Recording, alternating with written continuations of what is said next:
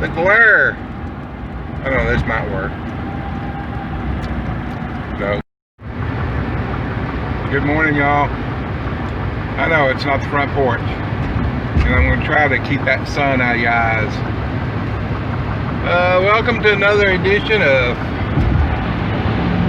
Front Porch Friday. Maybe it should be Driving Seat Friday. Whoa. What was that? That's something huge hit on the road. Like a cow, it looked like. It was way too big to be a deer. But anyway, what states are best for off-grid living, or where is the best place to move for off-grid living? Now, that question is probably one of the most asked about. Sorry, I'm going to get this figured out here in a minute. Off-grid living don't really seem to help too much on your wear. Maybe I just need to wait. I've been looking at this for years now. There we go. Everybody. I like my state. Well, I don't know. Okay, I kind of like my state of Oklahoma. But what you think is the best state for off-grid living and what I think is the best state for off-grid living are two different things. We have different likes, different tastes, different goals to do.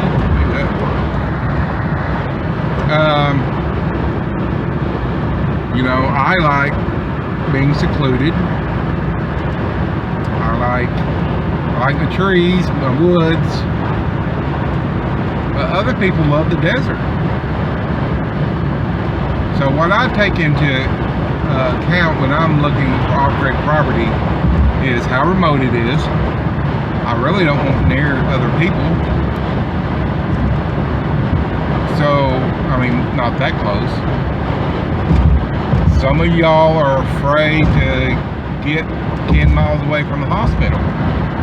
So if medical stuff is important to you, then you're going to be looking for a place close to hospitals. Good grief, this road is just tore up. It's been about a month since I come down into here. So, the other thing I look at is taxes. What good's off-grid property if they're going to tax you at the yazoo? So therefore, I lean towards states that have no or very low personal income tax. So, you know, climate is another huge thing. Some of y'all don't like snow. Me, myself, I've lived in Oklahoma most of my life. South Texas, the other part. Arkansas, a little bit. And I hate the heat. Yeah, here I am. Every summer. So now I'm getting older, I'm thinking about some off-grid property in the Northwoods. Arms getting tired. So, you know, if I just wanted some cheap land in a state that had no income tax, no personal income tax, the first place I'd look to is Wyoming. That's the only place I know you can still buy 40 acres of land for less than $20,000. Okay, that's pretty. You ain't gonna get that in most places. West Texas, again, it's desert. You can get land fairly cheap, especially the further you get out. So in Nevada, northern Nevada, southern Idaho, still can find that desert land pretty cheap way out there.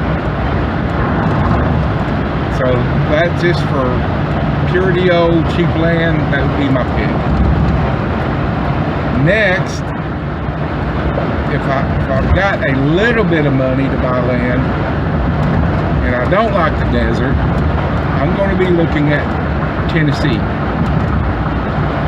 Then I'll probably be looking here in Oklahoma. We have several places that are the land's not ideal for much other than rocks and clay. The southeastern part of the state have lots of areas that are rugged and the land is fairly cheap. The northeast part has some areas like that as well. You would think out west, where it turns into high desert, it would be cheap, but that's not what I found. Northern Arkansas can have, southern Missouri can have some fairly cheap land, but Missouri, from what I understand, has low income taxes.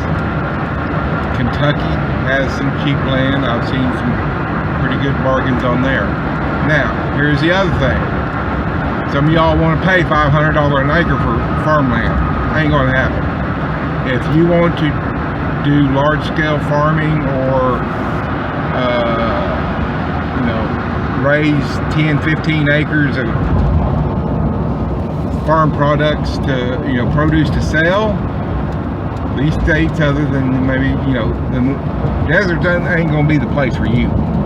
And you got to expect that you're going to have to pay a lot more than $500 or $1,000 an acre. You're probably going to be looking around maybe $10,000 an acre. South Dakota, I haven't found really a lot of cheap land in South Dakota, but it has 0 income tax. And if I want to move there and become a resident and get all the perks that a South Dakota resident has, 24 hours all it takes. 24 or 48, I think it's 24. South Dakota is really popular with a full-time RV group, and the state has recognized that, and they have made it very easy for you to become a resident of South Dakota. So keep that in mind. That is the places I would move to if I just wanted cheap land, get off grid, and build me whatever I wanted. Now, within these states, like Oklahoma, there's a handful of counties that do have building restrictions, permits, codes you will need to look at. I don't know about these other states. I'm sure some of them have none at all. But that is something you want to look at, because you want to put a portable building out there, and they're going to go, nope, we need to come out and look at it, inspect it, and all that. Oh, you can't have it because you don't have a septic system. Well, that's going to really mess you up. So you need to check into that. So anyway, I just wanted to share that. A lot of people go, where's the best place to move off grid to? Well, give me your definition of best place to off grid. What are your criteria? Then we can go from there. So anyway, y'all have a good day. I'm on my way to work. I hope it's a short day. Get all this stuff knocked out, get back home. Get back to my little off-grid property. Donald, 1 Acre Homesteader, I'm out of here.